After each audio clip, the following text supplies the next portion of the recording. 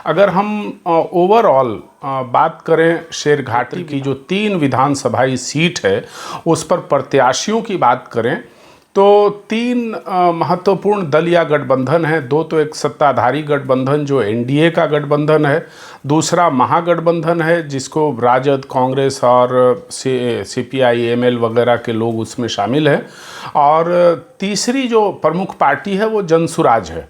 तो जनसुराज की ओर से तीनों जगह पर प्रत्याशी घोषित कर दिए गए हैं।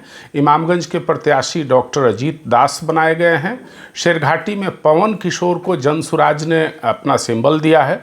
बाराचट्टी में हेमंत कुमार को प्रत्याशी बनाया गया है जनसुराज का। अगर एनडीए की बात करें तो 3 सीट में 2 सीट इमामगंज और बाराचट्टी एनडीए में हिंदुस्तानी अवाम मोर्चा के खाते में गई है, और हिंदुस्तानी अवाम मोर्चा में एक जगह ज्योति मांझी को बाराचट्टी का उम्मीदवार बनाया गया है, और उनकी बेटी और जीतन राम मांझी की बहू दीपा मांझी को इमामगंज का प्रत्याशी बनाया गया है। रही बात शेरघाटी की, तो शेरघाटी की सीट लोजपा के खाते में आई है, और लोजपा ने यहाँ उदय कुमार सिंह नाम के कैंडिडेट को अपना प्रत्याशी बनाया है, जो बारून के रहने वाले हैं, बालू कारोबारी बताए जाते हैं। शेरघाटी की किसी राजनीतिक गतिविधि में अब तक उनको देखा नहीं गया है, उनका चेहरा नया है इस क्षेत्र का।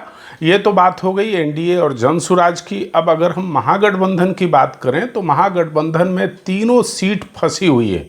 जो रस्साकशी चल रही है महागठबंधन में सीट शेयरिंग को लेकर, उसकी वजह से माना जाता है कि सीट पर कोई फैसला नहीं हुआ है, कौन प्रत्याशी आएगा, किस दल को सीट जाएगी।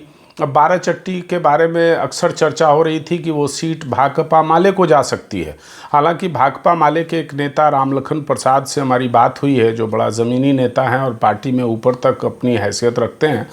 उन्होंने कहा है कि वो पहले दावेदारी थी, लेकिन अब शायद भाकपा माले ने अपना दावा छोड़ दिया है, दूसरे ज़िले में उनको टिकट मिली है, तो माना जाता है कि वहाँ राजद ही कैंडिडेट होगा।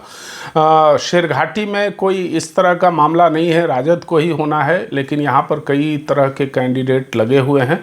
एक तो सिटिंग विधायक जो मंजू अग्रवाल हैं वो खुद उम्मीदवार हैं, इसके अलावा कई और संभावित उम्मीदवार उसमें टिकट लेने को लगे हुए हैं।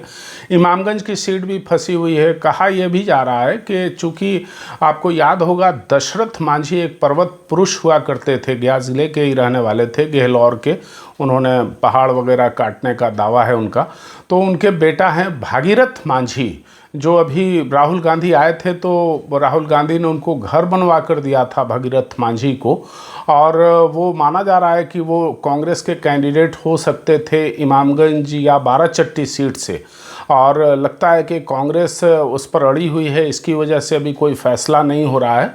तो यही बात है कि महागठबंधन के रस्साकशी में जो सीट शेयरिंग के लिए चल रहा है तो वो अब तक फाइनल नहीं हुआ है, इसलिए तीनों सीट फंसी हुई है। बाकी देखते हैं कि क्या चलता है।